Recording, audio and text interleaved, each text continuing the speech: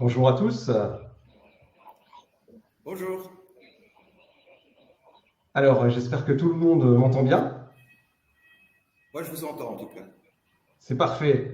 C'est parfait. Alors, on va démarrer dans une minute. Je vois qu'il y a déjà voilà, 25 personnes qui sont connectées. On est 80 inscrits, donc un bon petit groupe. On va essayer d'aborder toutes les questions liées au comportement et à la sécurité aujourd'hui en présence de Philippe Dilewski. Alors, Philippe, merci d'être parmi nous. Mais merci de m'avoir invité surtout. Alors, on est ravis de vous avoir pour ce sujet-là. Je suis très content d'être là, vraiment. Alors, Philippe, vous nous appelez de loin. De très loin, enfin ça dépend où vous vous êtes, mais moi je suis là à Phnom Penh, Cambodge. Voilà, donc s'il y a des petites interruptions, des petites coupures, des petites choses, ne nous en veuillez pas, c'est que voilà, l'appel arrive de loin. Ouais, mais jusque-là, tous les tests ont bien fonctionné, donc on espère que ça va Exactement. continuer. Et les travaux de construction dans le bâtiment à côté se sont même arrêtés pour l'événement. Magnifique. C'est- Alors ça va être une belle journée de la résilience. Ouais, ouais, c'est ça. C'est dans le Euh, thème. Parfait. Alors, un petit message à tous les gens qui participent aujourd'hui. Est-ce que vous pouvez nous mettre un petit message pour nous assurer dans le chat que vous nous entendez bien? Un petit bonjour ou un petit, je ne sais pas, la ville d'où vous êtes. Ou, voilà. Alors, pendant la présentation, vous allez pouvoir poser des questions. N'hésitez pas. Dans le chat, on va s'arrêter au fur et à mesure de la présentation pour pouvoir poser comme ça des questions à Philippe. Je pense que vous avez plein de questions à lui poser, j'imagine. Et puis, à la fin de l'intervention, on va avoir également tout un moment où ensemble, on va pouvoir poser toutes les questions qu'on a envie de poser naturellement à Philippe. Parfait. De Kunai, on entend bien, on nous entend bien. Parfait, super, impeccable. Eh ben, c'est génial. Alors, c'est Amandine qui va nous aider, qui va nous lire un petit peu les questions qui arrivent au fur et à mesure. Si tu es OK avec ça, Amandine. Oui, bien sûr. OK, c'est parfait. Eh bien, écoutez, ma foi, il ne nous reste plus qu'à démarrer. Allez. Faisons ça. Eh ben, c'est parti. Alors, Philippe, est-ce que vous voudrez bien vous présenter, s'il vous plaît? D'accord. Eh ben, je m'appelle Philippe. Voilà, c'est fait. Je m'appelle Philippe Dilewski, j'ai 57 ans. Je vis au Cambodge depuis pas très longtemps, 6 mois je crois. J'ai une formation de base de psychologue clinicien, dont j'ai pas fait grand-chose parce que j'ai vite découvert que j'aimais pas trop, enfin que j'étais pas très adapté à ce genre de profession. J'ai travaillé un peu de temps la protection de la jeunesse en Belgique, et je n'aimais pas du tout non plus. Et donc j'ai monté ma boîte qui au début recrutait des vendeurs au porte-à-porte pour des petites boîtes, et puis ça s'est développé, c'est devenu un vrai cabinet de consultants en ressources humaines. Et à un moment, j'ai voulu lancer un département formation, et je me suis lancé dans la formation. Et les 20 dernières années, j'ai travaillé comme formateur, coach, intervenant en comportement de sécurité. Donc, OK. inutile de dire qu'au niveau technique, je ne suis pas un champion olympique. C'est pas ça qu'on me demandait. C'est travailler sur les comportements et modifier les comportements de groupe. Voilà, ça c'est ma spécialité. Très bien. Et vous avez écrit alors un livre, alors je vais l'afficher peut-être à l'écran, un livre alors moi qui m'a absolument fasciné, qui est là, qu'on s'est tous passé dans l'équipe chez Résilience. Au lieu de l'acheter tous ensemble. Du coup, est-ce que vous pouvez nous en parler de ce livre? Alors, j'ai commencé à écrire ce livre quand je vivais en Thaïlande, puisqu'avant j'ai vécu 4 ans en Thaïlande. Parce que j'avais envie de rester dans le milieu de la sécurité. J'avais envie de faire une synthèse du boulot que je faisais. Et puis j'ai regardé sur le net et on parlait énormément de la sécurité au travail.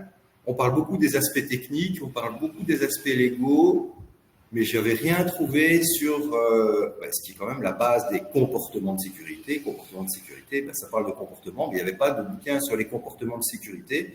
Et comme c'était mon boulot depuis des années, je voulais le vulgariser. Et j'insiste sur le vulgariser. Donc, quand j'écris, un enfant de 8 ans doit pouvoir le lire et le comprendre. Et sinon, c'est que j'ai mal fait mon boulot. Non, et ça marche. C'est vraiment, moi j'ai adoré. On comprend vraiment les concepts. On a des exemples. C'est très pratique. Donc j'ai vraiment adoré. On retrouve les concepts évidemment théoriques et leur application en pratique. Ouais, c'est vraiment le but. Parce que j'ai beaucoup souffert avec les traditionnels bouquins de psycho avec des introductions de 80 pages où on ne comprend rien. J'en ai beaucoup souffert et je voulais faire autrement. Vraiment, je voulais faire autrement. Merci. Du coup, merci. Du coup, alors si vous êtes intéressé par le livre, si vous ne l'avez pas encore lu, vous pouvez vous le procurer. Alors sur le site, sur votre site, Philippe, peut-être que oui, c'est ça. Voilà, Amandine l'a mis dans les commentaires. En version électronique, je crois qu'on peut aussi l'avoir en version papier. On peut l'avoir en version papier, mais sur Amazon. Sur Amazon plutôt. Ouais. Alors, pour ceux qui ont un budget limité, je vous encourage la version électronique qui est un petit peu qui est plus abordable. Et comme ça, au moins, l'argent n'ira pas à Amazon. Hein, voilà. Directement à Philippe. Dans ma poche pour remplir mon frigo cambodgien. Parfait.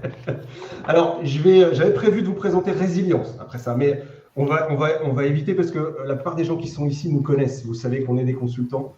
Allez, je vais pas mettre la diapo. Vous savez qu'on est des consultants. Vous savez qu'on travaille dans les domaines de la QHSE et puis qu'on est là depuis un moment, qu'on est basé en Alsace et qu'on intervient sur toute la France. Mais voilà, ça, tout le monde le sait. On est bon, on peut passer à la suite. La partie qui vous intéresse vraiment. Alors, la partie qui vous intéresse vraiment, on va commencer par comprendre les accidents du travail et les comportements à risque. Alors moi, j'ai naturellement des questions qui m'arrivent. Dans les entreprises qui sont présentes, aujourd'hui, on voit la liste ici, dans les entreprises qui sont présentes, on est tous plus ou moins en charge de sécurité. Alors, on a mis en place des choses, tous. Quand on était, moi aussi, quand j'étais responsable sécurité, on a mis des programmes de sensibilisation en place, on a mis des rappels de règles de sécurité, éventuellement des sanctions disciplinaires. On a mis, même dans certains cas, des primes. Voilà, il y a des entreprises ici dans lesquelles, si les résultats sécurité sont bons, les personnes touchent des primes. Alors, les salariés, en plus, sont intelligents. Enfin, voilà, ils sont comme vous et moi, ils sont rationnels, sauf exception. Hein. Mais je pense qu'ils sont tous plus ou moins rationnels. Je ne pense pas qu'ils ont envie de se blesser non plus. Alors, pourquoi est-ce qu'ils ne respectent pas les comportements de sécurité volontairement, quoi? Bon, alors avant de répondre à cette question, je vais déjà présenter mes excuses à tout le monde. Voilà. Pourquoi? Parce que je vais sans doute vous dire à certains moments des choses qui ne vont pas vous plaire. C'est-à-dire vous dire que des choses que vous faites peut-être depuis des années, ça ne marche pas, et les répéter, ça ne marchera pas mieux. Mon but n'est bien entendu de blesser personne, c'est d'apporter ma toute petite pierre à l'édifice. Voilà. Alors pourquoi est-ce que les gens ne respectent pas les règles de sécurité? Il y a des tas de raisons, mais la raison la plus souvent évoquée, les raisons les plus souvent évoquées, à savoir, ils sont complètement infantiles, sous-entendu, ils sont bons comme des balais, ne sont pas les bonnes raisons, bien entendu. Est-ce que les travailleurs ont parfois tendance à se comporter comme des enfants? Oui, et pour une seule raison, c'est parce qu'ils sont traités comme tels. Ils sont des adultes dès qu'ils quittent leur lieu de travail. Et certains ont même des responsabilités en dehors de leur lieu de travail. Alors pourquoi est-ce qu'ils ne respectent pas les consignes de sécurité? La première des raisons, ce sont des raisons tout simplement humaines auxquelles tout le monde ici obéit. À savoir, quand on vous oblige à faire quelque chose, vous rechignez à le faire, même si vous estimez que c'est bon pour vous. Voilà. Tout ce qui est obligatoire provoque le rejet, même si c'est bien. Ça, c'est une chose. La deuxième, elle est typiquement occidentale, et là, elle est basée sur une grosse erreur, un fondement qui est totalement faux. Dans notre culture, on essaie de convaincre les gens avec des arguments. On essaye de toucher la pensée des gens. C'est-à-dire qu'on va leur expliquer pourquoi mettre un casque, c'est bon pour leur tête. Mais bon, ça fait longtemps qu'ils le savent. Donc on va argumenter, on va expliquer, on va démontrer, on va faire des cours, on va faire des sensibilisations qui vont toucher l'esprit des gens dans le but de les convaincre. Or, ça ne marche pas pour une raison qui est basique, à savoir qu'il n'y a pas de lien entre ce que je crois et ce que je fais. Je sais, ça a l'air incroyable, mais tous les gens qui sont ici le vivent au quotidien. Il n'y a pas de lien direct, sûr, entre la pensée et l'action. Donc ça, c'est une des grandes légendes de la pensée occidentale qui peut s'écrouler. Et pour ceux qui sont sceptiques, je les comprends, je peux vous le démontrer assez facilement si c'est nécessaire et utile. Ah ben, je pense que c'est utile parce que moi, pendant des années, j'ai formé, j'ai sensibilisé, j'ai encouragé. Alors dites-moi, où est-ce que j'avais faux? Oh ben, écoutez, je vais vous donner un exemple.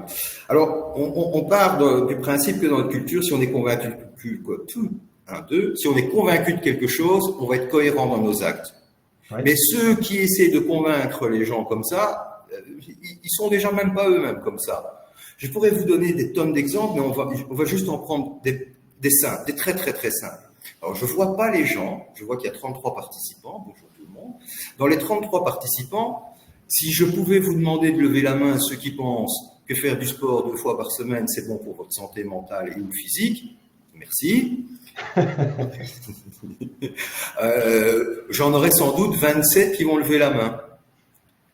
Voilà, ça c'est la pensée. Alors, à partir du moment où je vais vous demander qui parmi vous, mesdames et messieurs, fait du sport au minimum 2 fois par semaine, ben, j'en aurai pas 27, j'en aurai 10, 12, 15. Vous voyez, il n'y a pas de cohérence entre la pensée et l'action. Je sais que faire du sport, c'est bon, eh bien, j'en fais pas. Voilà. Je pourrais vous dire, un comportement qu'on voit souvent. Si je vous demande, qui pense que téléphoner au volant ou envoyer un texto au volant représente un danger pour la sécurité? Bah, là, il n'y a pas photo. Tout le monde lève la main. Et puis après, je vais demander qui parmi tout le monde ici, durant, disons, les 3 derniers mois, a donné un coup de fil au volant, voilà, ou envoyer un texto. Ben, j'aurai des gens. Je suis le premier. Ouais. Qui parmi vous, mesdames et messieurs, pense que donner son sang au moins 1 fois par an est un acte de civisme? Ben, voilà. Alors, comme j'ai fait cet exercice régulièrement, je sais que 90% des gens, ils font ouais, c'est un acte de civisme, c'est bien, mais. Et après, je demande, ben oui, mais qui donne son sang au moins 1 fois par an? Ben, j'en ai 1 sur 10. Eh ben, mon boulot, c'est de transformer la différence entre celui qui le fait et ceux qui pensent que c'est bien de le faire. Ça, c'est mon travail. Ok. Et ça marche. Alors, est-ce qu'on peut parler de l'influence du coup du contexte sur le comportement? Alors, encore une fois, c'est pas notre personnalité qui a une influence sur le contexte, sur nos comportements, excusez-moi. C'est le contexte. Le contexte, c'est quoi? C'est l'environnement, c'est les gens, c'est la pression sociale, c'est n'importe quoi. Je vais donner un exemple, parce que la théorie, c'est bien, mais il faut que vous puissiez le relier à la pratique. Je vais vous donner un exemple très simple. Voilà, simple. Je suis dans un restaurant le midi tout seul, ça arrive, hein, aller au restaurant le midi tout seul, c'est pas déprimant. Et vous qui êtes en face de mon écran, vous êtes dans le même petit restaurant et à un moment, je vous aborde, nous ne nous connaissons pas et je fais excusez-moi, madame, monsieur, est-ce que vous pourriez jeter un petit coup d'œil à mon ordinateur pendant que je me rends aux toilettes? Voilà. C'est un acte peu engageant, il y a 98% de chances que vous disiez oui. Ok? À ce moment-là, il y a un comparse qui rentre dans le restaurant et qui essaye de prendre l'ordinateur. Qu'allez-vous faire? Ah, je vais sans doute m'y opposer, je pense.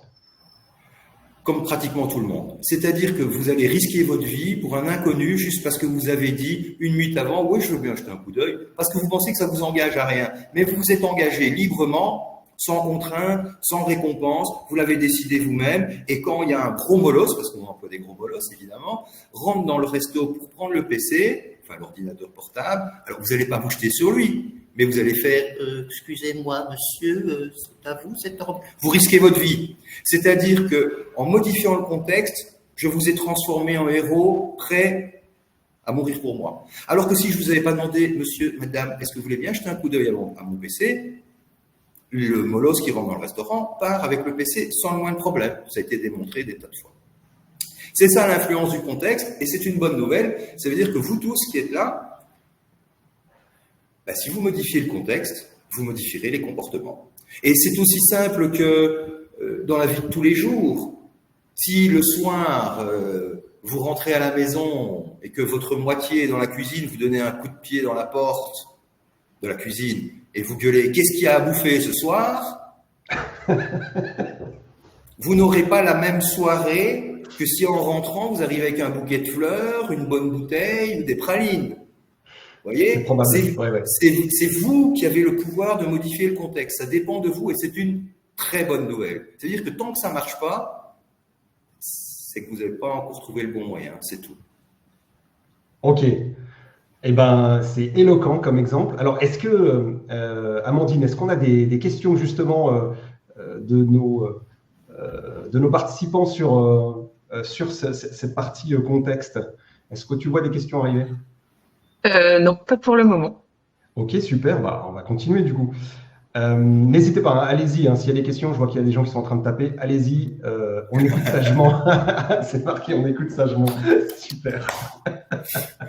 Alors, pour moi, alors là, vous venez de démontrer que c'était finalement pas si compliqué que ça de changer les comportements. Mais pour moi, ça met super longtemps, c'est super compliqué, ça prend des années et apparemment non. Alors. Ok. Alors, dans l'exemple du restaurant, en combien de temps je vous ai transformé en héros prêt à mourir pour moi? 15 secondes. 15 secondes. Alors, si vous voulez, je vais reprendre l'exemple du don du sang. Mesdames et messieurs, vous êtes maintenant 35 participants, c'est carrément l'émeute. Si je vous demande à vous 35 participants, qui pense que donner son sang une fois par an, c'est un acte de civisme, j'en aurai disons 32, ok? Et probablement 3 donneurs effectifs. Donc mon boulot, c'est de transformer la différence entre 32 et 3 pour qu'ils deviennent des donneurs de sang. Ben, qu'est-ce que je vais faire? Je vais les réunir dans une salle. Là, je ne vous vois pas, donc je vais avoir du mal à vous capter. Et faire, mesdames et messieurs, je suis vraiment très heureux de voir qu'il y a 32 personnes dans cette salle qui pensent que donner son sang, c'est un acte de civisme. Vraiment, c'est génial. Eh ben, j'ai une bonne nouvelle pour vous, mesdames et messieurs, parce qu'en sortant de cette salle, il y a justement l'organisation d'une collecte de sang. Donc, c'est une bonne nouvelle. Alors, ceux qui le veulent, je vais leur distribuer un formulaire. Ceux qui le veulent s'inscrivent sur le formulaire pour donner votre sang à la sortie de cette intervention. Attention, c'est pas parce que vous avez levé la main pour dire que donner son sang est un acte de civisme que vous devez vous inscrire sur la liste. Vous êtes totalement libre de le faire ou pas. De toute façon, si vous ne le faites pas, il n'y aura pas de conséquences. Vous ne serez pas puni. Vous n'aurez pas de mauvaise note. Et si vous le faites, la seule récompense que vous aurez, c'est peut-être que vous aurez un demi-sandwich qui vaut le quart d'un jambon beurre de gare.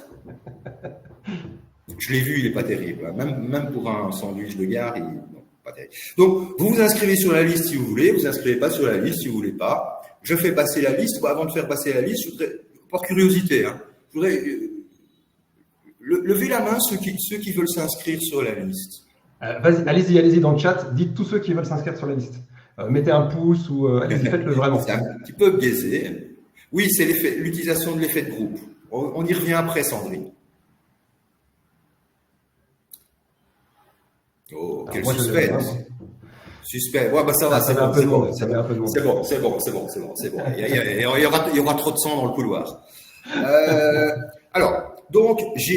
Comme j'ai fait cette expérience vraiment en animation régulièrement, je passe d'un taux de 10% de donneurs de sang dans un groupe, de 10% effectifs, à 30%. C'est-à-dire que je multiplie les résultats par 3 en 5 minutes. Alors, une autre légende culturelle, tout aussi fausse que la précédente, est que pour changer les comportements, il faut du temps. Mais par 2 fois, je viens de vous démontrer avec des exemples de la vie de tous les jours que c'est faux. Vous changez les comportements en 5 minutes. C'est étonnant. Est-ce que... Je vais répondre à Catherine qui dit que ce n'est pas encore un comportement d'engagement. À partir du moment où la personne lève la main et ensuite s'inscrit sur la liste, si c'est un comportement d'engagement. Avant, ce n'est pas encore un comportement engageant, vous avez raison. Et alors Anne nous demande, est-ce qu'on peut avoir un exemple transposable en entreprise? Alors ça c'est un exemple que vous avez fait en entreprise. Hein. Oui, tout à fait. Oui. Ok, super. Alors, ouais, on voit quelques questions Alors, arriver. mais je comprends le sens de la question. Quand la personne demande transposable en entreprise, c'est en sécurité au travail. Ok. Oui, ça a été fait. Par exemple, dans un atelier, on a observé que 20% des travailleurs portaient tout le temps ou souvent leur protection auditive. Mhm. Voilà. On a créé un questionnaire, 5 questions. Est-ce que vous pensez que ceci est important? Tu vois, la protection des oreilles, c'est important. Il y avait 4-5 questions assez bateaux. On est allé poser la question aux gens. C'est ce qu'on appelle un comportement préparatoire. Un comportement préparatoire, c'est un petit acte que l'on demande aux gens qui préfigure une plus grosse demande. Et donc, demander aux gens de répondre à 5 questions, bah, c'est comme garder mon PC quand je vais aux toilettes. 98% des gens disent, bah oui, je vais bien répondre à tes 5 questions. Les gens répondent aux 5 questions, et déjà, rien qu'après avoir répondu aux 5 questions, on observe sur le terrain, juste avec le petit acte préparatoire, qu'il y a un plus grand nombre de gens, rien que là, qui portent leur protection auditive. Ah oui. Une autre façon de faire, et ça je l'ai fait régulièrement en pratique, c'est on met toute une série de protections auditives sur la table. Et ça, parmi vous, il y en a déjà des tas qui l'ont fait, mais ils ne sont pas allés jusqu'au bout de la démarche d'engagement. Ok. On demande aux travailleurs de choisir la protection qui leur convient le mieux. Et ça, je sais que parmi vous, il y en a qui l'ont fait aussi. C'est sûr, c'est sûr. C'est la dernière étape qui est la plus importante. Parce que tant qu'ils disent « Ah oui, c'est bien ah oui, comme ça, c'est bien. Ah ouais, non, celle-là, c'est chouette », il n'y a pas d'engagement, c'est la pensée. Ok. L'engagement est la clé du changement de comportement. Et donc, à un moment, je fais « Ah oui, mais vous trouvez ça bien, mais vous comptez le porter ou pas ?» Alors, et je précise, je suis un consultant extérieur. Hein. Moi, que tu le portes ou que tu le portes pas, je dis pas que je m'en fous pas du tout. Mais j'ai pas de pouvoir, je vais pas te punir, j'ai même pas le pouvoir de te donner de récompense. Donc, tu me dis que tu vas le porter, c'est pour me faire plaisir ou tu vas vraiment le porter? Et à la seconde où la personne dit « Non, non, je vais vraiment le porter », vous constatez que le lendemain, les gens les portent. Alors, non, on n'obtient pas un score de 100%, mais on va passer de 20% de comportement attendu à peut-être 50 ou 60% de comportement attendu. Et lorsque vous passez le seuil des 50%, ça veut dire que ça devient le modèle majoritaire. L'effet de Oui. copiage fera le reste. Ah, ok. Donc l'effet de groupe dont parlait tout à l'heure Catherine, je crois, hein, c'est ça? L'effet de groupe, c'est que, alors en France ou en Belgique, on n'aime pas dire ça parce qu'on est tous des grands rebelles à l'esprit individualiste, etc. Mais non, pas du tout. Nos comportements sont principalement calqués sur celui des autres. Donc, quand je vois que la majorité des autres, ils portent leur protection auditive, qu'est-ce que je fais? Je les porte. Et quand les petits nouveaux arrivent et qu'ils voient les gens qui portent les protections auditives, ils les imitent. Les petits nouveaux, ils imitent les anciens. Donc, ils vont les porter. Donc, modifier les comportements, c'est pas arriver à 100%, c'est arriver à avoir une minorité puissante ou une petite majorité. Ok, compris. Donc, il n'y a pas besoin de leur faire peur, comme dans les campagnes de sécurité routière. Donc, ça, Non, c'est le genre de truc qui ne marche pas. Pas du tout. Ok. Ça marche pas du tout. La pire campagne de sécurité routière que j'ai vue, elle a été réalisée en Belgique. Elle est championne du monde. Puisque nous imitons les comportements des autres, il y a un chef de pub qui a une bonne idée. Il avait mis un panneau devant des travaux et sur ce panneau, il était marqué 68% des gens ne ralentissent pas avant ce tronçon en travaux. Et vous? Le message qu'il envoie, c'est puisque la majorité des gens, ils accélèrent. Allez! Et effectivement, on a pu observer une augmentation de la vitesse moyenne sur le tronçon. On n'a pas été déçus. Dommage. On était à 2 doigts de réussir, mais non, dommage. Ok. Alors, pour répondre à une question, le comportement engageant, c'est lorsque la personne s'engage, par exemple en remplissant le document, à donner son sang. Alors, vous devez savoir que lorsque les gens s'engagent librement, sans récompense, ni contrainte, et en public, la majorité du temps, ils sont cohérents dans leur comportement, c'est-à-dire qu'il y a très peu de changements de comportement. Contrairement aux comportements qui sont obtenus par les récompenses ou les contraintes. Vous avez beaucoup de modifications en cours de route. Et c'est durable? Et c'est très durable. En fait, le sentiment de liberté qui est la méthode la moins utilisée pour motiver les gens à la sécurité est ce qui marche le mieux. Mais c'est normal. Nous avons grandi comment? Nous tous ici. Nous avons grandi avec des parents qui nous punissaient ou qui nous récompensaient. Oui. C'est tout. Alors plus tard, on fait la même chose. Il n'y a pas de miracle. Alors, je ne dis pas que les récompenses sont toujours inutiles ou que les punitions sont toujours inutiles. Mais si vous voulez motiver les gens dans le domaine de la sécurité, ça ne marche pas. Ok, Ça marche pas bien. Pas bien du tout. Ok, c'est pour ça qu'on a des échecs, des gens qui cachent les accidents pour quand même toucher la prime au cas où, etc. etc. Ouais. Ça, je l'ai vu chez plein d'entreprises où je suis intervenu, où il y avait ce genre de primes et qui ont été supprimées. Elles ont été supprimées dans les endroits où je suis allé travailler. Et dans une des boîtes où je suis allé travailler, ils l'ont réinstaurée. Et le gars qui m'a dit on la réinstaure, il m'a dit j'obéis aux ordres. C'est tout. J'obéis aux ordres. Alors dans les endroits où il y a des primes pour non-accident, vous observez qu'effectivement, alors c'est réel, il y a moins d'accidents de travail. Donc sur le papier, ça marche. Ouais, il y a moins de déclarations d'accidents. Il y a moins de déclarations. Simplement, quand il y a des blessés, ils disent qu'ils sont tombés à la maison. Ou alors c'est des petites blessures qui risquent de devenir des grosses blessures et on ne les déclare pas. Donc les primes ont vraiment un effet très très très négatif. Ok, compris. Alors ça va vraiment remettre en question un certain nombre de pratiques. Je connais un certain nombre d'entreprises qui sont dans cet état-là et qui pensent qu'effectivement, et moi j'ai été le premier à penser qu'en mettant une prime, on pourrait améliorer les comportements des gens. Ouais. Non, sûrement. Alors les primes, ça marche très bien avec les vendeurs, c'est très efficace, parce qu'on leur demande un comportement principal qui est de vendre plus. Ok. Voilà, donc ça marche. Avec des gens dont l'activité principale, c'est de fabriquer quelque chose et le comportement qui est attendu, c'est de le fabriquer en toute sécurité, les primes de non-accident de travail, ça fait en sorte que les gens ils veulent la prime à tout prix. Évidemment. Ok, ça fait sens, ça fait sens, je pense. Très bien. Est-ce que dans le chat, on a des questions? Je suis en train de regarder. Je vois pas plus de questions. J'en ai vu passer, mais ça allait vite.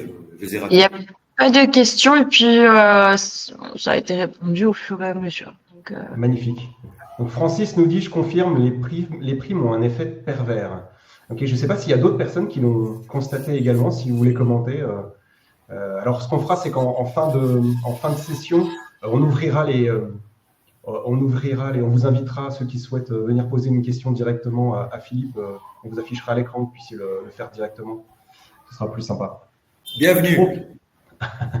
Ok, Raphaël dit c'est limpide.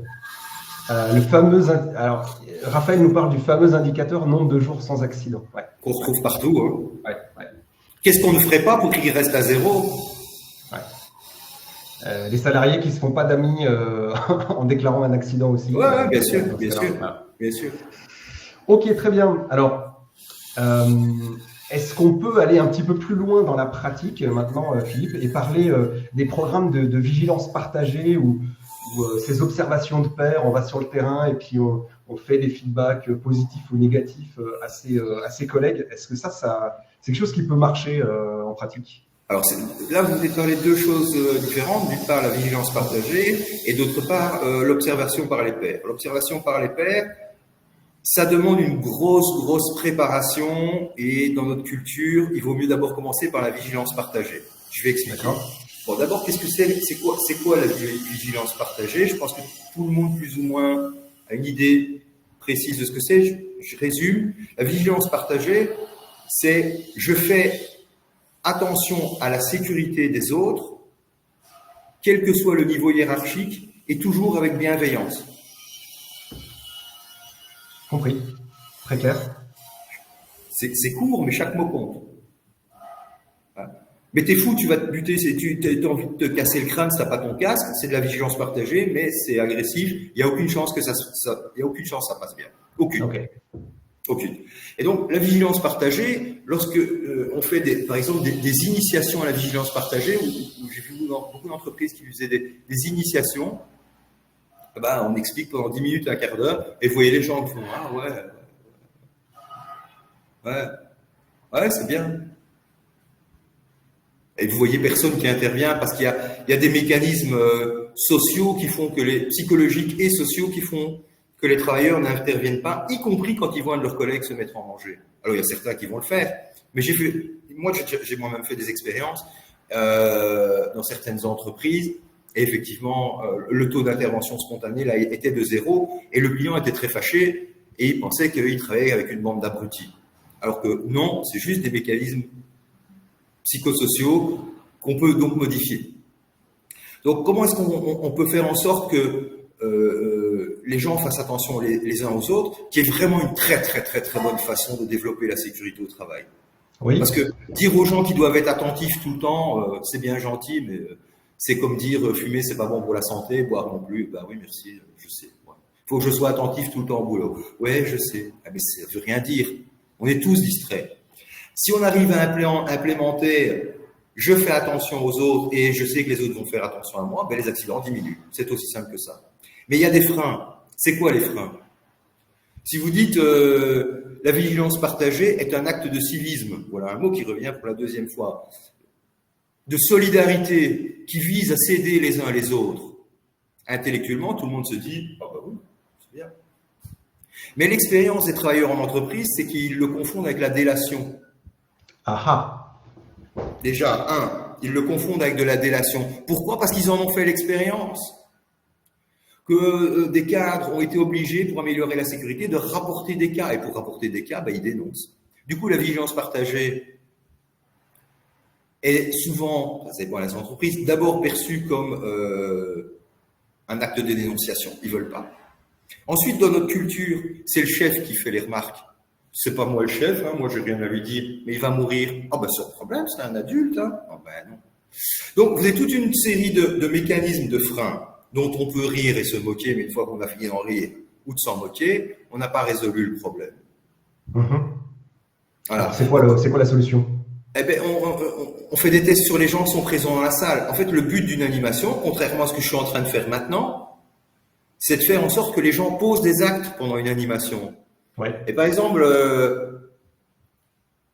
je vais prendre des participants avec des opérateurs et je vais dire tiens, quand tu dis quelque chose à ta femme et que tu lui dis j'en ai marre que tu fasses ça, qui est quand même une phrase relativement banale dans un couple. Question, as-tu déjà vu une seule fois que ta femme changeait positivement de comportement? Juste une seule fois dans ta vie? Bon, déjà, j'ai tout le groupe avec moi tout de suite. Là, ils se disent, ouais. Parce que quand on parle de leur femme ou de leur mari ou de leurs enfants, tout de suite, le niveau d'attention monte. Elle dit, si tu veux que ça marche, il vaut mieux le dire d'une certaine façon. Mais avant d'apprendre à comment le dire, la vigilance partagée, c'est oser le dire. Et donc, on demande aux gens, tiens, parmi vous, mesdames et messieurs, quand c'est des opérateurs, c'est surtout des messieurs, mais il y a de plus en plus de dames. Mesdames et messieurs, si vous voyez un collègue qui ne respecte pas une consigne de sécurité que vous estimez importante, parce que c'est vous qui décidez, ou qui se met en danger, dites-moi, et vous êtes libre, si vous n'êtes pas d'accord de le faire, ne le faites pas, ne levez pas la main juste pour me faire plaisir, je suis rien du tout. Qui, quand il verra un collègue qui se met en danger ou qui ne respecte pas une consigne de sécurité que vous estimez importante, le lui signalera gentiment. Levez la main ceux qui le font, vont le faire. Ne levez pas la main ceux qui savent très bien qu'ils ne vont pas le faire.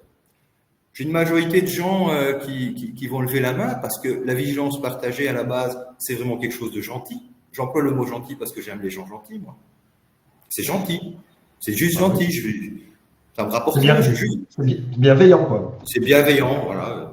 Je veux que tu ailles bien. Alors souvent, dans les formations avec opérateurs, j'ai le chef d'équipe qui est dans la salle. Et le chef d'équipe, c'est mon allié. Pourquoi? Parce qu'un chef d'équipe, au XXIe siècle, c'est plus la terreur des bacs à sable comme il y a 30 ou 40 ans. On n'aurait pas pu faire de la vigilance partagée il y a 30 ou 40 ans, parce qu'il y a 30 ou 40 ans, le chef d'équipe, tout ce qu'il faisait, c'est gueuler quand il ne mettait pas des baffes. Voilà. Peut-être pas 30 ou 40 ans, mais un peu plus, oui. Il y en a peut-être qui ont connu ça. Moi, j'en ai connu. J'ai pas pris de baffe. Bref, aujourd'hui, le chef d'équipe, en général, est apprécié de son équipe. Et en tout cas, il est souvent pas craint. Et donc, ce que je fais, c'est que je demande au chef d'équipe, Est-ce que tu veux bien, à partir de maintenant, de temps en temps, ne pas respecter une petite consigne de sécurité, ne te mets pas en faute, hein, et faire en sorte que les gens interviennent. C'est-à-dire que ça devienne un nouveau comportement, petit à petit. Et donc, qu'est-ce que font les chefs d'équipe souvent? C'est qu'ils se baladent dans l'atelier avec les lacets de chaussures défaits. Ok.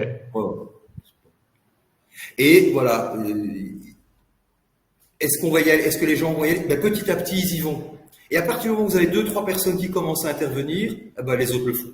Vous avez besoin d'avoir, au départ, juste les innovateurs avec vous, ceux qui craignent peu le regard d'autrui, qui disent « ouais, c'est bien, je vais le faire ».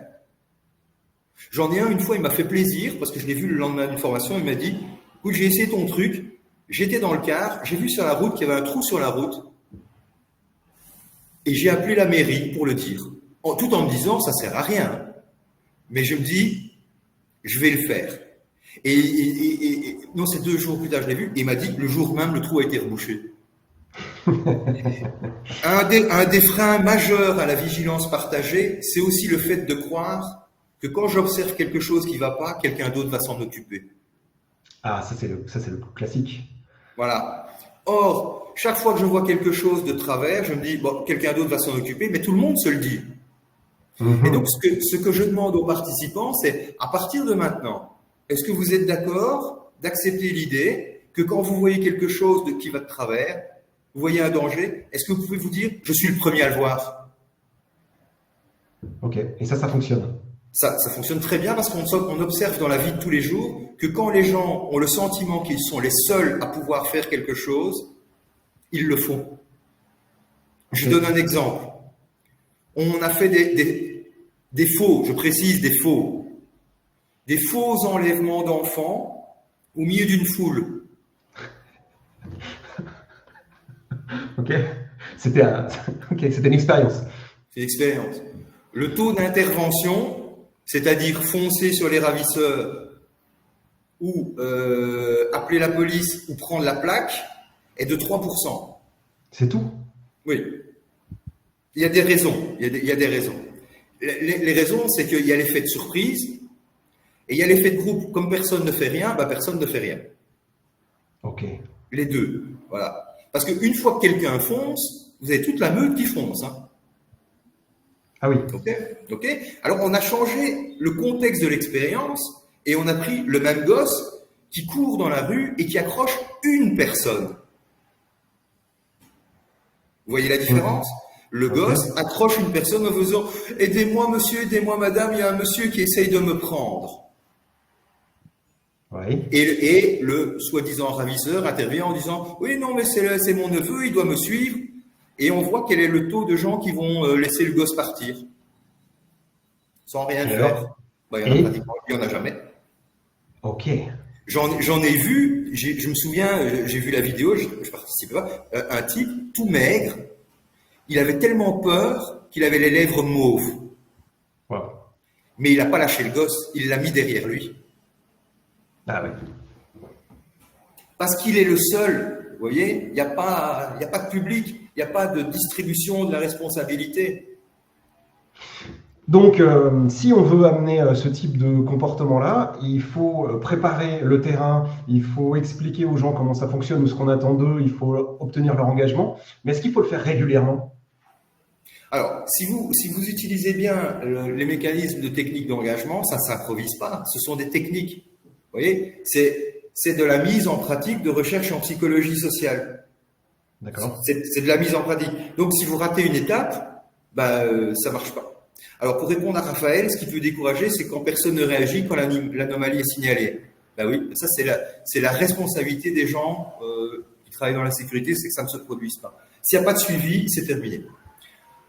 Voilà. Alors, est-ce que quand vous obtenez des engagements, je vous donne un exemple, une expérience qui a été faite dans un hôpital, on demande dans une aile d'hôpital aux employés, à tout le monde qui travaille dans cette aile, on dit on veut faire des économies d'énergie. Bien. Mais on ne leur dit pas ce qu'il faut faire. On leur demande et on note au tableau comment est-ce qu'on pourrait économiser l'énergie dans notre département. Et les gens disent... Ça vient d'eux. Ça vient d'eux. Et les gens disent, je sais pas, on pourrait déjà fermer les fenêtres quand il y a le chauffage. On peut éteindre les lumières quand on quitte le bureau. On peut éteindre le PC. Toute une série de suggestions. Ok ? Et qui est exactement celle qu'on allait leur imposer de faire d'ailleurs, au passage. Et puis on demande aux gens, écoutez, là vous avez donné des idées, je vais faire un tour de table, il y a 7 ou 8 suggestions au tableau, je vais faire un tour un par un, vous me dites celles que vous êtes d'accord de faire à partir de maintenant. Et honnêtement, si vous voulez rien faire, vous me dites rien, c'est le même prix. Si vous y croyez, vous le faites, si vous y croyez pas, vous le faites pas. Le premier mois, on a constaté 35% d'économie d'énergie. Ah ouais. Voilà. Considérable. Ouais, c'est considérable. Et le plus intéressant, c'est que ça augmente avec le temps. Ah oui. Okay. Ça diminue pas du tout. C'est que le début en fait. C'est que le début. Pourquoi ? Mais tous les gens qui sont ici, ils le vivent. Il y en a ici, ils vont au boulot, mais ils sont responsables, ils sont bénévoles pour l'association machin chouette, pour lesquels ils se crèvent pour pas un rond. Et c'est quoi ? Ils l'ont décidé librement parce qu'ils pensent que ce qu'ils font a du sens et que c'est important. Et leur récompense, c'est pas des billets de banque. Ils sont beaucoup plus engagés à cause de ça. Ok. Tout le monde le constate. En fait, la psychologie sociale, c'est de la psychologie du terroir. C'est le bon sens, en fait. C'est le bon sens de constater que je fais des trucs depuis des années qui marchent pas bien, que je sais parce que je le vois autour de moi, il y a des trucs qui marchent, mais on les emploie pas parce que je sais pas pourquoi on les emploie pas. Parce que les autres le font pas, ou c'est pas dans l'air du temps. Mais ça marche. Voilà. Excellent, excellent. Alors, on a parlé des programmes de vigilance partagée. Je sais pas, je vois qu'il n'y a pas d'autres questions, alors je vais me permettre une autre. Vous disiez tout à l'heure que l'observation des pairs, c'était quelque chose de différent. Oui, c'est de la vigilance partagée, mais poussée loin. Parce que vous allez devoir former D'abord, il faut un bon climat d'entreprise pour qu'il y ait de l'observation par les pairs. D'accord, ça ne marche pas si le climat est dégradé. Ouais, non. Si les gens disent « Oui, mais mon chef, il dit de le faire, mais lui, il ne le fait pas. » Non, ça ne marche pas. Ok. Ici, il n'y a que des tyrans. Ça ne va pas marcher. Les gens vont se dire que c'est de l'espionnage. Et ça va vite. Le mal est partout. Alors, l'observation par les pairs, c'est de la vigilance partagée exposant 2 ou 3. C'est-à-dire que vous avez un collègue qui va observer un de ses collègues en train de bosser et lui donner un feedback correctif chaque fois qu'il observe quelque chose qui représente un danger pour la sécurité, mais ça demande quand même quelques conditions. La première, c'est un excellent climat d'entreprise. La deuxième, c'est que le travail observé soit volontaire et au minimum d'accord. La troisième, c'est pas seulement qu'il soit d'accord, mais qu'il voit et qu'il comprenne que c'est pour son bien et pas pour l'emmerder. Et la quatrième, qui est quand même compliquée, c'est que l'observateur doit être extrêmement bien formé à la communication non violente. Ah. Alors, qu'est-ce que la communication non violente vient faire là-dedans ? Maman, la soupe, c'est dégueulasse. On ne dit pas la soupe, c'est dégueulasse. Qu'est-ce qu'on dit ? Oh maman, je n'aime pas la soupe aujourd'hui. Voilà, ça c'est de la communication non violente. La communication violente, c'est quand vous parlez de l'autre, en termes négatifs bien sûr. Tu es belle ma chérie, ça passe. La communication non violente consiste à partir de son point de vue. C'est-à-dire, plutôt que de dire à quelqu'un je trouve que tu es vraiment grossier, un peu de bonne manière, ça ne te ferait pas de tort, ce qui n'a jamais rien amené de bon dans l'histoire de l'humanité. Vous le remplacez par « je » et expression d'un sentiment. Écoute, quand tu me parles comme ça, je me sens agressé. Ah, ça fait une vraie différence. Écoute, quand tu montes à l'échafaudage sans ta ceinture, j'ai peur pour toi. J'ai peur que tu tombes. Ok, donc je comprends. Dans votre livre, Philippe, vous dites d'ailleurs que les responsables des animateurs sécurité devraient, ce serait une bonne chose, qu'ils soient formés justement à la communication non violente. Bah, C'est un- c'est-à-dire dans l'expression animateur sécurité, il y a quand même un mot important, hein. C'est animateur. Un animateur, ça passe pas son temps à faire des affiches, ni à remplir des tableaux Excel. C'est bien, Alors, il y a des fois, ouais. c'est bien Internet parce que personne peut me lancer de pierre. Ça va, on aime bien. C'est Non, chouette. mais des fois, c'est ça. Des fois, notre boulot, elle ressemble à ça, à remplir Oui, des oui. questionnaires, à remplir des tableaux Excel. Voilà, c'est ça. Donc, on parle d'animateurs sécurité qui passent 3% de leur temps dans les ateliers. Hum, Non, ça va pas. Non. Alors, c'est pas le cas de tout le monde, hein. Mais évidemment. j'ai travaillé, oui, dans des centaines, ouais, j'exagère pas. J'ai travaillé dans des centaines d'entreprises. Bah oui, la majorité du temps, c'est faire des affiches et remplir des colonnes. Et tout en sachant que ça ne sert à rien. Donc, quel sentiment de vide intense à la fin de la journée. Ah ben, ils vivent pas ça bien non plus, je pense. Non, C'est clair. non, non, non, non, non, non, non, non, non. C'est plus contraint que. Ouais, ouais. Et d'ailleurs, quand j'ai des formations avec des animateurs sécurité qui font beaucoup de campagnes d'affichage, la première chose que je fais, c'est quoi le slogan de l'affiche qui est juste à l'entrée de la cantine? Et ça vous répond? Non. Non. Ok. Ou alors, mettez votre main ici pour agripper la rampe. Ouais, vous voyez, avec les autocollants, c'est bien ça. Et je demande aux gens, c'est quoi qu'il est marqué sur l'autocollant? Et les gens savent pas? Non. Ok. Ils savent que c'est pour mettre la main, hein, mais le slogan, ils ne le connaissent pas. Ok. Donc la communication non violente, ça peut, à supposer qu'on soit sur le terrain, ça peut aider à régler des situations justement de non-application des règles, entre guillemets, ou des comportements. Tant que c'est fait intelligemment, Oui.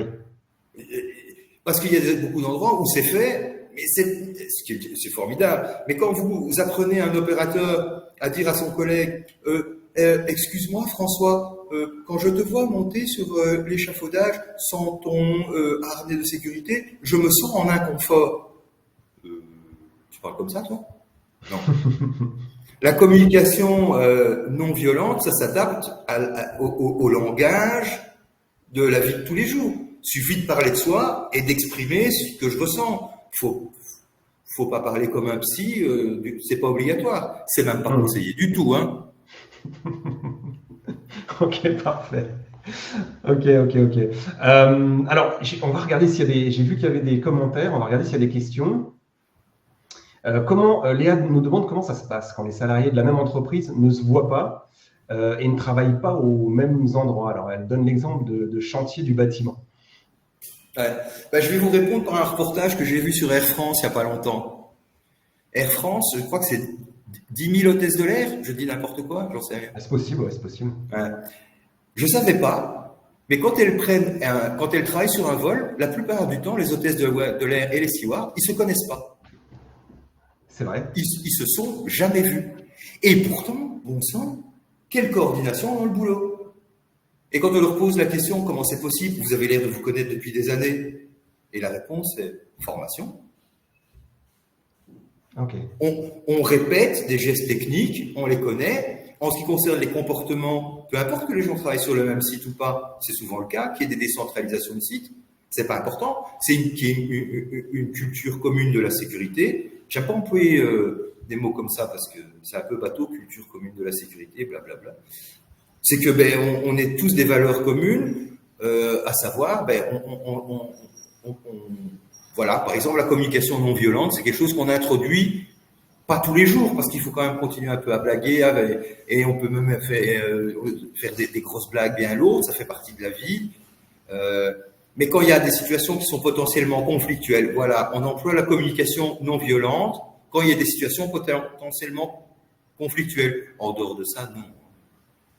Mais alors, l'exemple que vous donniez sur l'aviation est tout à fait vrai. Alors, j'en sais quelque chose parce que mon épouse est hôtesse de l'air, il se trouve. Donc, l'exemple était bien choisi. Et effectivement, il ne se passe pas de choses comme ça dans un avion, quoi. C'est très tranquillement qu'on explique le pourquoi du comment. On doit garder son sang-froid parce qu'on a la vie de 100, 200 ou 300 passagers dans l'avion, quoi. Ouais. Et surtout sur des équipes qui ne se connaissent pas.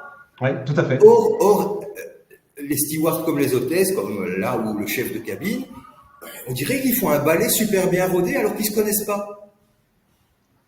Et la formation joue un gros rôle dans ce cas-là. C'est pas un gros rôle, c'est le rôle déterminant. Hein. Hmm. Surtout que bon, dans un avion, vous n'avez pas beaucoup d'espace, ça va vite pour s'énerver, très très vite. Hein, le comportement, je veux dire, le personnel de cabine, son principal rôle, c'est pas de vous servir le café, c'est d'assurer la sécurité des passagers. Exactement. Bref. Et bien donc c'est la formation qui fait la différence. Ouais. Voilà. Okay, La formation, okay. La formation dans laquelle les participants croient. Okay, si vous avez des gens qui font oh putain encore formation, bah, c'est suffit. Donc formation technique, formation au métier et formation aux méthodes de communication du coup. Formation, voilà. Et pour diminuer les accidents de travail, vous avez des formations extraordinaires qu'on voit très peu, qui coûtent pas cher, qui ont des effets formidables. Puisqu'on est dans l'aviation, là, restons dans l'aviation. Mesdames et messieurs, notre vol à destination de les Bahamas, va décoller dans 5 minutes. Veuillez attacher vos ceintures de sécurité. Que font les gens à ce moment-là? Alors, beaucoup de gens mettent leur ceinture de sécurité, il y en a plein qui la mettent pas. Et quand ils la mettent sans grande... Parce qu'il faut, genre avec 50 cm de mou. Et vous en avez toujours un héros à gauche ou à droite qui dit « Oh, moi, la ceinture de sécurité en avion, à quoi ça sert si on se crache, de toute façon, ma ceinture, elle va juste me couper en deux. Hein. » Bon, quel héros. 1 heure plus tard, on est en vol, 10 000 mètres d'altitude, et il y a une turbulence. Qu'est-ce que 100% des gens font à cette seconde-là? Je serre ma ceinture. Pourquoi? Parce qu'ils ont expérimenté, on leur a pas dit de mettre la ceinture de sécurité, ils ont expérimenté le sentiment de l'accident. Il n'y a plus besoin de leur dire de mettre la ceinture, ils se la serrent, on dirait tous des trognons de pommes à moitié mangés. Donc, qu'est-ce qu'on fait alors? On les fait tomber dans un harnais? On les fait... Ouais. On les fait tomber d'échafaudage avec un harnais. Ok, mais ils risquent pas de se blesser? Non, c'est bien fait, non. J'ai fait des centaines de fois, j'ai jamais vu de blessés, moi. Okay. On les fait glisser sur du plein pied en mettant du savon par terre, avec un harnais en l'air. Donc, mais ils ont la sensation de... Vous voyez? De la chute. Ouais. De la chute. Et les chutes escaliers, on fait des chutes escaliers. Bon, il faut des professionnels, hein, il ne faut pas commencer... voilà. Si vous avez des moniteurs de montagne parmi vos travailleurs, oui, ça va. Mais sinon, il ne faut pas s'amuser à ça. Il faut des gens entraînés comme instructeurs. Mais on en trouve. Mais on peut faire des simulations de chute escalier. Je peux vous dire que quand vous avez dérapé dans un escalier et que vous arrivez votre nez arrive à 5 cm du sol, le lendemain, vous tenez la rampe. Ouais. Okay. Quand vous êtes tombé d'un échafaudage avec un harnais et que vous avez fait vous, et pas un grand vous, hein, on fait 30 cm, on veut pas d'arrêt cardiaque non plus. Ouais, bien sûr. Le lendemain, les gens ils mettent le harnais, hein, ils l'accrochent. C'est bien accroché, t'es sûr? Je vais vérifier. Ouais. Et les gens ils veulent pas mettre leurs bouchons. Ben, c'est pas grave, mets pas tes bouchons. On va te rendre sourd pendant une demi-heure. Ah ouais, moi je m'en fous, j'entendrai plus les conneries de ma femme. Ok, ça va. Eh ben on va te mettre du son, on va te mettre du métal pendant une demi-heure et les gens ils vont te parler. Tu es sourd pendant une demi-heure. Tu veux pas mettre tes lunettes, c'est pas grave, on va te mettre un bandeau sur les yeux et on va t'envoyer à la cantine de l'entreprise le jour des frites et on va te lâcher. Tu vas voir comme les gens ils sont gentils avec les handicapés. Ok. Et on le fait. Attention, en toute sécurité. Hein. Mais le bandeau sur les yeux à la cantine à midi moins 5, je l'ai fait. Et vous voyez comment les gens traitent les handicapés quand ils ont faim. Okay. Et ensuite ça suffit pas. Il faut après utiliser les techniques d'engagement. Je reviens au début de cette animation. Donc quand le gars ou la madame enlevait son bandeau, c'était comment d'être aveugle? C'était affreux. C'est affreux. C'est affreux. Mais ça suffit pas, faut pas s'arrêter là. Ouais, c'était affreux, oui, d'accord, mais qu'est-ce que tu comptes faire à l'avenir? Qu'est-ce que tu comptes faire à l'avenir? C'est pas lui dire ce qu'il doit faire, hein, c'est lui demander ce qu'il compte faire. Un engagement ne s'impose pas, sinon il n'est pas respecté. Et qu'est-ce que tu comptes faire à l'avenir? Ah ben, tu mets mes lunettes. T'es sûr? Non, tu dis, ça va me faire plaisir. Non, non, non, non, non, je veux pas être aveugle, ou je veux pas être sourd, ou il y a des exercices où on fait perdre l'usage des jambes, on vient avec une chaise roulante, et on oblige les gens à aller s'asseoir sur des lunettes de WC à la force des poignets. Ouais, compliqué. Ben, on en retrouve quand même quelques-uns avec les deux mains dedans, ça j'avoue. J'imagine. Ok. Mais c'est en fait, nous tous ici, on sait qu'on apprend mieux, en rigolant, en expérimentant, en jouant. Hein? Aujourd'hui, avec nos enfants, c'est ce qu'on fait, hein, on les fait faire des trucs. Hein. Okay. Alors oui, que oui, vous voyez la différence de mentalité. Si on avait dit, pas pour les plus jeunes d'entre nous, papa, maman, quand je serai grand, je veux être artiste. Nos parents, ils auraient dit non, fais ton bac d'abord. Aujourd'hui, un gosse, il veut être artiste, on lui achète un saxo. Hein. Voilà. Vous voyez, on est dans un autre monde parce qu'aujourd'hui, on a envie que les autres expérimentent. Nous apprenons par l'expérimentation. Ouais. On apprend par l'expérimentation. Il faut qu'on se rende compte. Okay. On apprend en se marrant, on apprend en étant actif, en expérimentant et en vivant les choses. Et ensuite, on change les comportements quand on obtient des engagements qui sont libres. Un engagement est libre quand il respecte les conditions suivantes. Un engagement fonctionne quand il est libre, quand il n'est pas demandé expressément. Est-ce que tu es d'accord à l'avenir de porter tes lunettes? C'est déjà fini. Alors, la question, c'est qu'est-ce que tu comptes faire à l'avenir? Donc, l'engagement doit être libre. Il doit être sans contrainte. Il n'y a pas de vrai engagement sous contrainte. Il ne doit pas y avoir de récompense. Et il doit être public, et de préférence avec un public de pairs. C'est-à-dire des gens que vous connaissez et qui vous voient. Ah, ben lui, il s'est engagé. Vous engagez librement. Voilà. Ça, si vous avez toutes ces conditions, ben vous allez multiplier par 2 ou par 3 les comportements attendus. Je sais, ça a l'air énorme. C'est énorme. Mais ça marche. Super. Bon, bah, merci d'avoir récapitulé ces éléments-là. C'est super important que vous gardiez ça en tête. Sandrine, oui. Oui, bien sûr. Voilà, vous posez la question et en même temps, vous trouvez la solution. Vous voyez, vous êtes déjà dans le mood. Vous êtes déjà dans l'esprit. Posez la question et vous trouvez la super solution vous-même. Voilà. Alors, j'ai pas eu le temps de lire la question de Sandrine. Nous en sommes tous convaincus, mais cela demande du temps et des ressources. Comment convaincre le top management, leur faire une simulation d'un accident de travail, un accident au tribunal, par exemple. Oui, ok. Alors, là, il y a une remarque de Francis ici qui dit les ateliers où on fait des machins de coupure, etc. Ça marche avec les participants, ça marche aussi avec les spectateurs, peut-être dans une moindre mesure, du moment qu'ils ressentent la sensation. Vous voyez, ça peut être psychologique la sensation. Par exemple. Voilà, il n'y a rien de physique, c'est purement psychologique. Mesdames et messieurs, imaginez que vous avez les 2 mains cassées et plâtrées et que vous êtes à la maison suite à un accident de travail. Il faut vous laver. Vous l'imaginez? Il faut manger. Vous l'imaginez? Alors, je fais penser à toute une série de situations et puis je fais, et maintenant, bande de petits vénards, vous avez les 2 mains plâtrées jusqu'au bout des doigts. Et c'est l'heure du popo. Ça va? Et les gens font comme vous, ils rient parce que c'est atroce. Ok. Je m'imagine bien là. Ouais. Parce que sur toutes les situations, les gens trouvent des solutions. Se laver, ils vont demander à madame ou à monsieur, ceux qui vivent en couple. Ah, déjà. Ou alors pas, ils trouvent. Même le pipi, c'est pas encore la fin du monde. Manger, ils se débrouillent. C'est pour ça que j'attends le meilleur pour la fin. Je fais, et pour le popo? Il n'y a aucune solution qui est bonne. Hein. Ça, c'est votre prendre. Ah, pardon, je vous ai coupé. Pardon. Non, l'exercice ne demande aucun matériel. Ça s'appelle, ah, tu veux pas mettre tes gants? Ok, je comprends. Imagine que tu n'as plus l'usage. Imagine que. Il n'y a pas besoin de matériel. L'imagination, c'est un peu de l'auto-hypnose. Vous vivez la situation à l'intérieur. Vous n'êtes pas spectateur.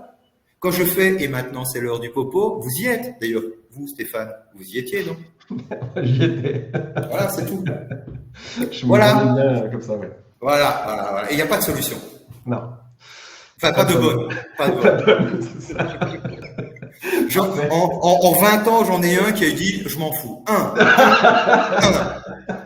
en 20 ans. Avec le popo, il a dit « je m'en fous ». Il a dit « je m'en fous, j'ai un frère jumeau ». Ok. Ça ne devrait pas être son partenaire de vie quand même. Non, mais c'est un jumeau, il s'en fout de tout, au complet. C'est parfait. Bah, écoutez, merci beaucoup. Je crois qu'on a bien abordé le sujet. Vous nous avez donné plein d'exemples, Philippe. Merci beaucoup.